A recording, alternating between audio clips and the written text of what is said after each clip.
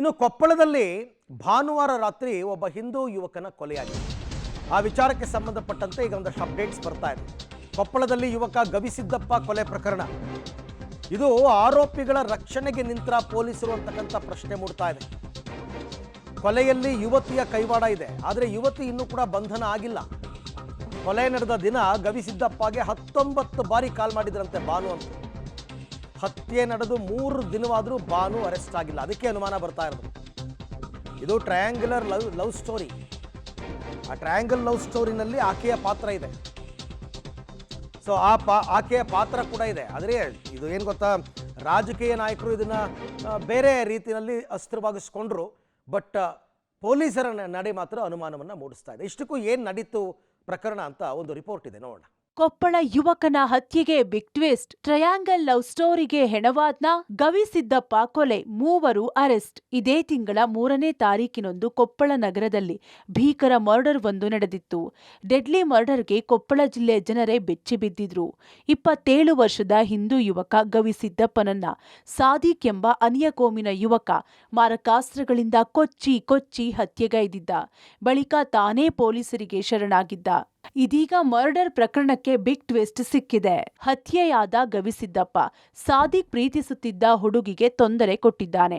ಅದಕ್ಕಾಗಿ ಕೊಲೆ ಮಾಡಲಾಗಿದೆ ಎಂದು ಹೇಳಲಾಗಿದೆ. ಅಸಲಿಗೆ ಇದು ಟ್ರಯಾಂಗಲ್ ಲವ್ ಸ್ಟೋರಿಗಾಗಿ ನಡೆದ ಕೊಲೆ ಎಂಬುದು ಗೊತ್ತಾಗಿದೆ. ಸಾದಿಕ್ ಓರ್ವ ಯುವತಿಯನ್ನ ಪ್ರೀತಿಸುತ್ತಿದ್ದ. ಆದರೆ ಆಕೆ ಸಾದಿಕ್ನೊಂದಿಗೆ ಬ್ರೇಕಪ್ ಮಾಡಿಕೊಂಡು ಗವಿಸಿದ್ದಪ್ಪನನ್ನ ಪ್ರೀತಿಸುತ್ತಿದ್ದಳು. ಗವಿಸಿದ್ದಪ್ಪನನ್ನೇ ಮದುವೆಯಾಗುವುದಾಗಿ ಓಡಿ ಹೋಗಿದ್ದಳು. ಅಪ್ರಾಪ್ತೆಯಾಗಿದ್ದ ಕಾರಣ ಗವಿಸಿದ್ದಪ್ಪನಿಗೆ ಹಿರಿಯರು ಬುದ್ಧಿವಾದ ಹೇಳಿ ಸುಮ್ಮನಿರಿಸಿದ್ರು. ಇದಾದ ಮೇಲೆ ಆತನು ಕೂಡ ಸೈಲೆಂಟ್ ಆಗಿ ಬಿಟ್ಟಿದ್ದ. ಆದರೆ ಭಾನುವಾರ ರಾತ್ರಿ ಸಾದಿಕ್ ಮಾರಕಾಸ್ತ್ರಗಳಿಂದ ಗವಿಸಿದ್ದಪ್ಪನನ್ನ ಕೊಚ್ಚಿ ಕೊಲೆಗೈದಿದ್ದಾನೆ.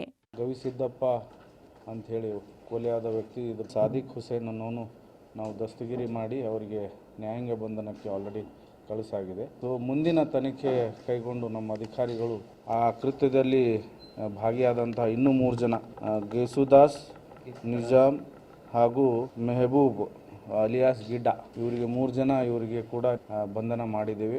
ತನಿಖೆ ನಡೀತಾ ಇದೆ. ಇದು ಒಂದು ಪ್ರೀತಿಯ ವಿಷಯವಾಗಿ ಕೊಲೆಯಾಗಿದ್ದು, ಅದು ಬಿಟ್ಟು ಬೇರೆ ಯಾವುದೂ ಇದರಲ್ಲಿ ಇರುವುದಿಲ್ಲ ವಿಷಯಗಳು. ಇನ್ನು ಗವಿಸಿದ್ದಪ್ಪ ಕೊಲೆಯನ್ನೇ ಇದೀಗ ರಾಜಕೀಯ ಅಸ್ತ್ರ ಮಾಡಿಕೊಳ್ಳಲು ರಾಜಕೀಯ ನಾಯಕರು ರೆಡಿಯಾಗಿದ್ದಾರೆ.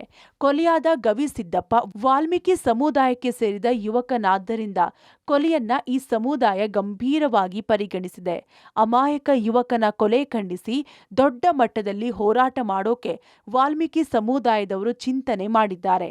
ಇನ್ನು ಗವಿಸಿದ್ದಪ್ಪನ ಮನೆಗೆ ಶ್ರೀರಾಮುಲು ಭೇಟಿ ನೀಡಿ ಕುಟುಂಬಸ್ಥರಿಗೆ ಸಾಂತ್ವನ ಹೇಳಿದ್ರು.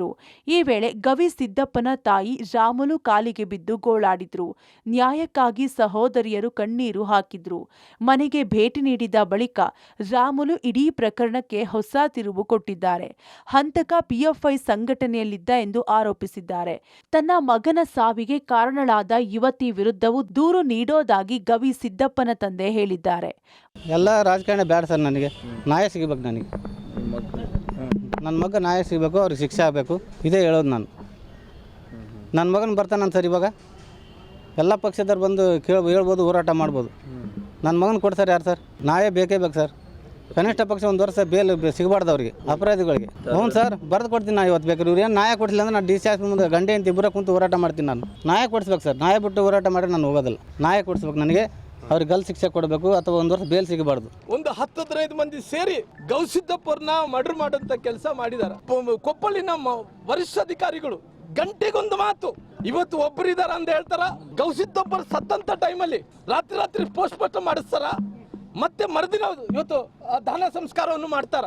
ಅಷ್ಟು ಅರಾತುರಿಯಲ್ಲಿ ಮಾಡಬೇಕಾದಂತ ಪರಿಸ್ಥಿತಿ ಏನು ಮಂತ್ರಿ ನಿಮಗೆ? ನಾನು ಈ ಗವಿಸಿದ್ದಪ್ಪರನ್ನ ಕೊಲೆ ಮಾಡಿದಂತ ಸಾದಿಕ್ ಜೊತೆಲಿ ಕಾಣದ ಕೈವಾಡಿಗಳು ಯಾರಿದಾರ ಅವ್ರ ಹೊರಗಡೆ ಬರಬೇಕು. ಇದು ಪೊಲೀಸರು ಕುಮ್ಮಕ್ಕಿದೆನಾ, ರಾಜಕಾರಣಿಗಳು ಕುಮ್ಮಕ್ಕಿದೆನಾ? ಇಲ್ಲಿದ್ರಿಗಿನ ಆ ಸಾದಿಕ್ ಜೊತೆಲಿ ಆ PFI ಏನು ಸಂಘಟನೆಗಳ ಕೈವಾಡ ಇದೆನಾ?